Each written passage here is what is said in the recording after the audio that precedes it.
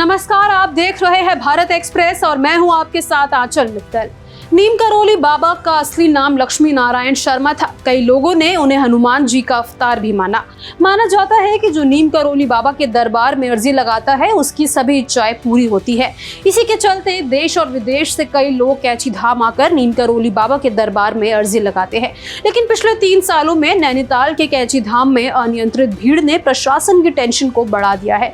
Carrying capacity से ज्यादा श्रद्धालु यहाँ पर पहुंच रहे हैं तो स्थानीय लोग भी इस जाम से परेशान है। सरोवर नगरी नैनीताल के साथ ही भीमताल, नौकुची ताल, सात ताल, गरुड़ ताल समेत अन्य झीलों का सौंदर्य निहारना पर्यटकों का मुख्य आकर्षण रहा है। कोविड के बाद से बाबा नीम करोली महाराज पर आस्था का प्रतीक कैची धाम कुमाऊं में 5वें धाम के रूप में उभर रहा है।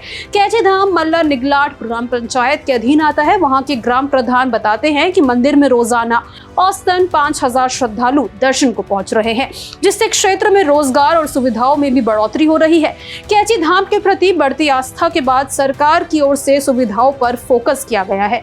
कैची धाम को मानस खंड मंदिर माला मिशन में शामिल कर सुविधाओं के विस्तार का खाका खींचा गया है। इसके अलावा धाम के विकास को लेकर तमाम विकासात्मक व सुंदरीकरण कार्य प्रस्तावित है। पूरे तहसील क्षेत्र को कैची धाम नाम दिए जाने के बाद क्षेत्र को एक खास पहचान मिली है। लेकिन जिस तरह वहां पर लगातार भीड़ बढ़ रही है, प्रशासन की ओर से बाकायदा शासन को इसका प्रस्ताव भेजा गया है।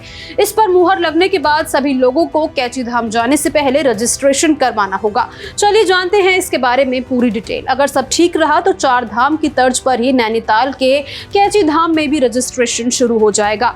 नैनीताल कैची धाम के जाम की समस्या पर सुनवाई के दौरान IIM काशीपुर ने कोर्ट को श्रद्धालुओं के लिए रजिस्ट्रेशन अनिवार्य बताया।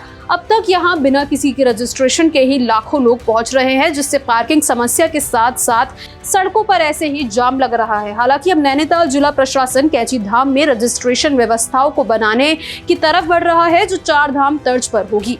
इस बारे में नैनीताल की DM वंदना सिंह कहती है, क्योंकि कैची धाम में आने वाले लोगों की संख्या लगातार बढ़ती जा रही है और वहां जो इंफ्रास्ट्रक्चर है उसकी कैरिंग कैपेसिटी लिमिटेड है। उसके लिए ये सुझाव समय समय पर अलग अलग स्टेक होल्डर्स के माध्यम से आता है कि वहां पंजीकरण की व्यवस्था करके कुछ लिमिटेड नंबर्स में ही प्रतिदिन दर्शन के लिए अनुमति दी जाए। इस पर अभी विचार विमर्श चल रहा है। इसका एक प्रस्ताव भी नंबर्स को असेसमेंट करने के लिए पर्यटन विभाग को भेजा गया था। शासन में तो 4 धाम यात्रा पोर्टल पर भी इसका रजिस्ट्रेशन कराना विचाराधीन है। जो भी अंतिम निर्णय पर्यटन विभाग से शासन से उसमें होता है, उसके अनुसार आगे की कार्रवाई की जाएगी। दरअसल पिछले 3 सालों में कैची धाम दुनिया की आस्था का केंद्र बना तो लाखों लोग यहाँ पहुंच रहे हैं।